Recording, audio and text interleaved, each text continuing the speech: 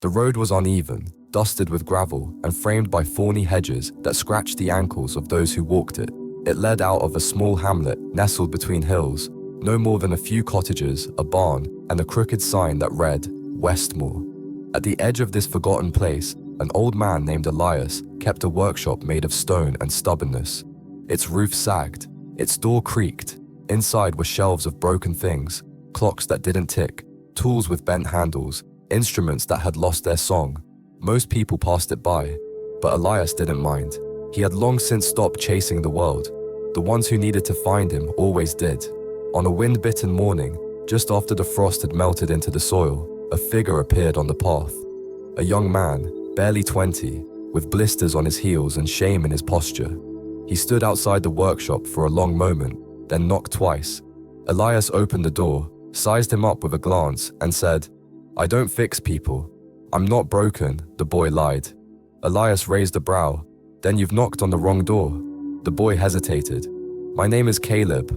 I've made a mess of things. I just didn't know where else to go." The old man stepped aside. "Then come in. The fire's warm, and the tea's honest." They sat by the hearth, a kettle hissing quietly between them. Caleb stared into the flames. "I failed," he said at last. Elias didn't flinch. "At what?" "Everything," he explained. He had left home with ambition in his chest and big plans. Tried to start a small business in the city. Took a loan he didn't understand. Trusted a friend who bailed when things got hard. Failed to make payments. Then came the repossession, the eviction, the silence from people he once called friends. "Now I'm just trying to disappear," he said. Elias poured the tea. "Strange thing to do, coming here then. Most people who want to disappear don't knock." Caleb gave a weak smile. "Guess I didn't want to vanish. I just didn't want to be seen like this." "Seen as what?" Caleb swallowed. "A failure." Elias sipped his tea. "Well then, I suppose you're in the right place. Everything here has failed at least once." He motioned to the shelf of broken things. "But they're still here. That counts for something." The next morning, Elias handed Caleb a hammer and a cracked lantern. "Fix it." Caleb blinked. "But it's broken." Elias nodded. "So are you. Let's see if you both can be useful again." Caleb stared at the lantern. "I'm not a craftsman," he thought. "I've never fixed anything in my life." But he took the hammer anyway. The first week was quiet. Caleb swept floors, polished copper, sorted bent nails from straight ones. He asked no questions, and Elias gave no lectures. But slowly, the rhythm of the work began to steady his nerves. The second week, Elias gave him more complicated repairs. A bent weather vane, a rusted lock.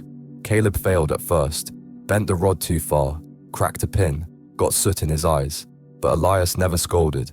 "You're learning," the old man would say. "That's enough for today." Still, Caleb struggled with himself. Each night, he wrestled with his old thoughts. "You always ruin things. You never finish. You don't belong here." Then came the vase. It was beautiful, blue porcelain etched with silver vines. Elias had asked him only to carry it across the shop, but his foot caught the corner of a bench, and the vase shattered across the stone floor. Time seemed to freeze. Caleb stood there, breath caught in his throat. "I'm sorry," he whispered. He waited for Elias to explode, to call him careless, clumsy, useless, but the old man said nothing.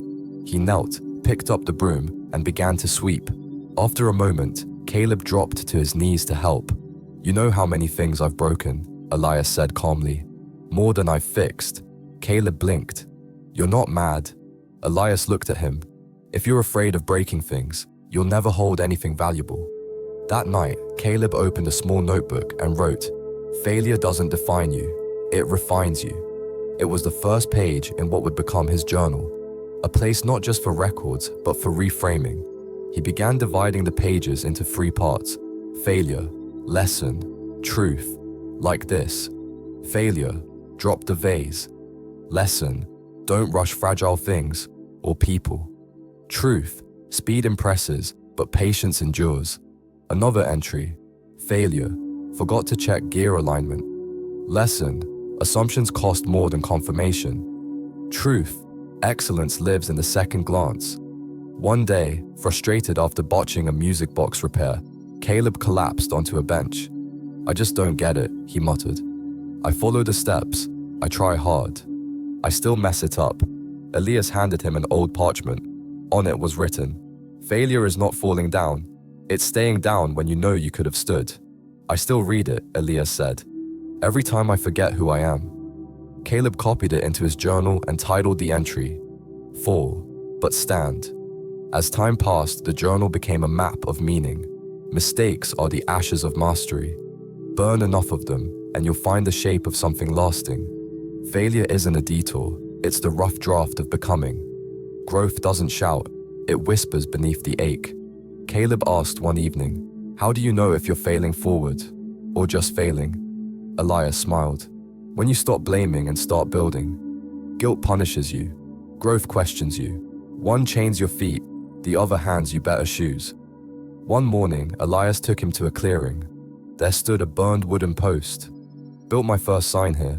Storm struck it down." "What did you do?" "Built another. But this time, I carved lightning into it." Caleb wrote later, "The scar is the proof you stayed in the fight." His journal evolved by season. Winter, failure as loss. Spring, failure as seed. Summer, effort that blooms. Autumn, harvesting truth. From autumn, the reward of falling isn't the scar, it's the story. I don't want to avoid failure anymore. I want to earn it by doing something worth failing at. One final challenge came. A customer's family heirloom, an ornate brass clock, frozen for decades. Caleb worked for hours, rebuilt it, engraved the back with, "Start again, fail better." When the clock ticked again, the customer wept. "You brought time back." No, Caleb thought. Time brought me back. The road twisted ahead of Caleb as he left the shop that had shaped him. His steps were uncertain, but his spirit was steady. The lantern Elias gave him swung gently from his pack. With every step, his mind echoed with Elias's words and the pages of his journal. But now, the path was calling for more than reflection. It was time for application. His first stop was a village not far from Westmore.